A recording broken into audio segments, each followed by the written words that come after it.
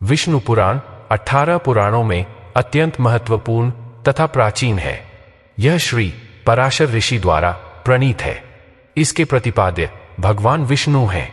विष्णु पुराण कथा में राजा जड़भरत की कहानी का जिक्र किया गया है। इनकी कहानी के माध्यम से मनुष्यों को यह बताया गया है कि कैसे एक इंसान पशु योनि को प्राप्त कर लेता है। आइए जानते हैं विष्णु पुराण में जड़भरत की कथा से कैसे मिलता है मनुष्य को अगला जन्म। एक बार नारद मुनि भगवान विष्णु के पास पहुंचे। उन्हें देखकर भगवान विष्णु ने नारद जी से आने का कारण पूछा तो नारद जी ने भगवान विष्णु से कहा, भगवान मेरे मन में एक प्रश्न है जिसका उत्तर जानने के लिए मैं आपके पास आया हूं। कृपया कर आप मुझे बताइए कि मनुष्यों को उनका अगला जन्म किस प्रकार से मिलता है। तब भगवान विष्णु कहते हैं कि हे मुनिवर, आपने समस्त प्राणियों के हित की बात पूछी है। विष्णु जी कहते हैं कि मृत्यु को आत्मा के सफर का एक पड़ाव मात्र माना गया है, क्योंकि अंत तो केवल शरीर का होता है, आत्मा का नहीं। आत्मा तो मूल है और इसका सफर एक शरीर तक नहीं रहता है। इसे अनेकों शरीर में से होकर गुजरना पड़ता है और हर शरीर के मिलने के पीछे कुछ न कुछ वजह होती है। ऐसा विष्णु पुराण, गीता और अन्य शास्त्रों में बताया गया है। लेकिन आत्मा का लक्ष्य भटकना नहीं होता है, बल्कि उसे मोक्ष प्राप्त करना होता है। मोक्ष उसे तब मिलता है जब आत्मा का संयोग परमात्मा से होता है।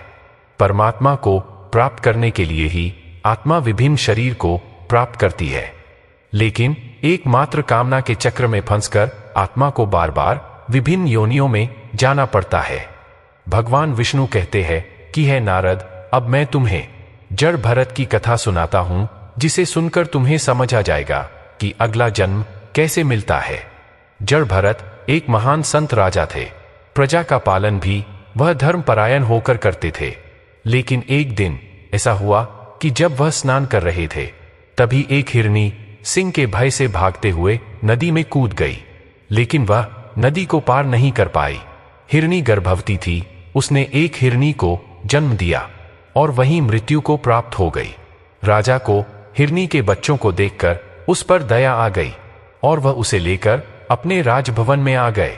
राजा जड़भरत ने उस हिरनी को अपने बच्चे की तरह पालना शुरू किया। हिरनी भी राजा से बहुत स्नेह करने लगी थी और राजा के आगे पीछे खेलती रहती, जिसे देखकर राजा जड़भरत आनंदित होते रहते। राजा का मोह हिरनी के बच्चे से बढ़ता चला गया और धीरे धीरे वह बूढ़े होकर मृत्यु को प्राप्त हो गए। लेकिन मृत्यु के समय भी उस हिरनी से उनका मोह समाप्त नहीं हुआ। वह उसी के बारे में सोचते रहे। परिणाम यह हुआ कि उन्हें मनुष्य योनि से एक पशु योनि में जाना पड़ा और वह स्वयं उस हिरनी की गर्भ में आ गए और हिरण के रूप में उनका अगला जन्म हुआ। भगवान विष्णु कहते हैं कि नारद, इस तरह इस कथा में बताया गया है कि मनुष्य मृत्यु के समय जिस भाव से भावित रहता है, उसी भाव से उसे अगला जन्म प्राप्त होता है। गीता में भी कहा गया है कि मृत्यु काल में भगवान में जिनका मन लगा रहता है, वही मोक्ष को पाता है। लेकिन यह बहुत ही कठिन है, क्योंकि जीवन भर जिस भाव से मनुष्य भावित रहता है, वही भाव मृत्यु के समय उसके मन पर हावी रहता है।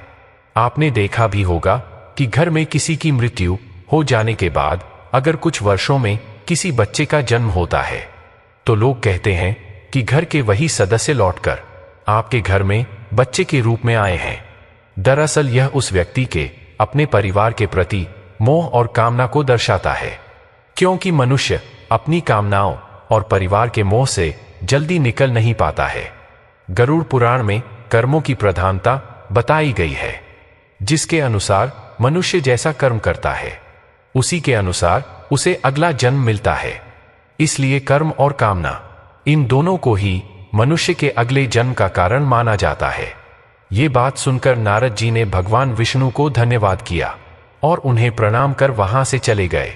तो दोस्तों, आज की इस वीडियो में इतना ही। आपको हमारी वीडियो कैसी लगी कृपया कमेंट में जरूर बताएं और अपने मित्रों में वीडियो को शेयर जरूर करें। अगर आप हमारे चैनल पर पहली बार आए हैं तो चैनल को सब्सक्राइब जरूर करें मिलते हैं आपसे अगली वीडियो में एक नई जानकारी के साथ। जय श्री राम, हर हर महादेव।